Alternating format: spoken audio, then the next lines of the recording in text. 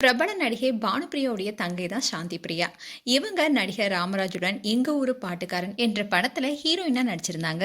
கங்கை இம்ரன் இயக்கத்துல வெளியான இந்த படத்துல இடம்பெற்ற செண்பகமே செண்பகமே பாடல் தான் சாந்தி பிரியாவை புகழுடைய உச்சிக்கே கொண்டு போனது. அந்த டைம்ல கொடி கட்டி பறந்த இவங்க திருமணம் செஞ்சுக்கிட்டு சினிமா விட்டே விலகினாங்க. இப்போ திரும்பவும் சினிமாவில் ரீஎன்ட்ரி கொடுத்திருக்காங்க. இந்நிலையில இவங்க மறைந்த கனவு குறித்து பல விஷயங்களை பத்தி ஷேர் பண்ணியிருக்காங்க. நடிகை சாந்தி பிரியா அவங்களுடைய அக்கா பானுப்பிரியாவை பீட் பண்ற அளவுக்கு அவங்களுடைய கெரியர்ல உச்சத்துல இருந்தப்போ 1992ல பாலிவுட் நடிகர் சித்தார்த் ராய் என்பவரை காதலிச்சு திருமணம் செஞ்சுக்கிட்டாங்க. திருமணத்துக்கு அப்புறமா மும்பையில செட்டில் ஆயிட்டாங்க. இவங்களுக்கு 2 பசங்க இருக்காங்க. அந்த சமயத்துல 2004ல சாந்தி பிரியாவுடைய கணவர் திடீர்னு உயிரிழந்தாரு. இந்நிலையில நடிகை சாந்தி பிரியா ரீசெண்டா ஒரு யூடியூப் சேனலுக்கு இன்டர்வியூ கொடுத்திருக்காங்க. அதுல பல விஷயங்களை பத்தி சொல்லியிருக்காங்க.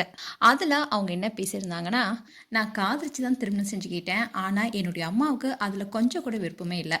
அதுக்கு காரணம் இப்பதான் பாலிவுட்ல பிஸியா நடிச்சிட்டு இருக்க இந்த நேரத்துல திருமணம் தேவையான்னு கேட்டாங்க.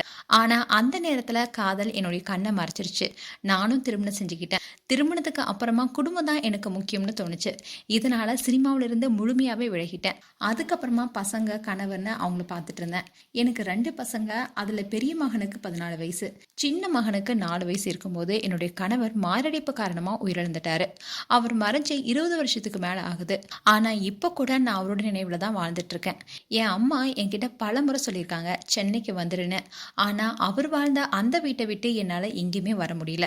அவருடைய மரணம் என்னை பெரும் சோகத்துல ஆழ்த்திடுச்சு. அந்த நேரத்துல நான் அவர் இறந்ததுனால வெள்ளைப்புடவை மட்டுமே கட்டிட்டு இருந்தேன். அதை தவிர நான் வேற எந்த ட்ரெஸ்ஸுமே போட்டது கிடையாது. யாரும் என்ன கட்டாயப்படுத்தல.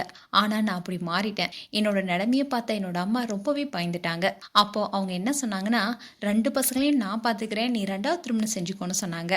ஆனா அதுல எனக்கு கொஞ்சம் கூட விருப்பமே இல்லை. இந்நிலையில தான் இதுல இருந்து நான் மீண்டு வர நினைச்சு பல விஷயங்களை நானே செஞ்சேன். கடைசியா எனக்கு ஏதோ ஒரு மாற்றம் வேணும்னு நினைச்சுக்கிட்டு மொட்டை அடிச்சுக்கிட்டேன். ஆனா சோசியல் மீடியால பலரும் சாந்தி பிரியாவுக்கு ஏதோ நோய் வந்துருச்சு, வேண்டுதலுக்காக மொட்டை அடிச்சிருக்காங்களா செய்திகள் பரவணுச்சு. ஆனா அது உண்மை கிடையாது. ஏதோ ஒரு மாற்றம் எனக்குள்ள வேணும்னு முடிவு செஞ்சுதான் நான் மொட்டை அடிச்சேன்னு சாந்தி பிரியா ரொம்பவே உருக்கமா அந்த இன்டர்வியூல பேசியிருந்தாங்க.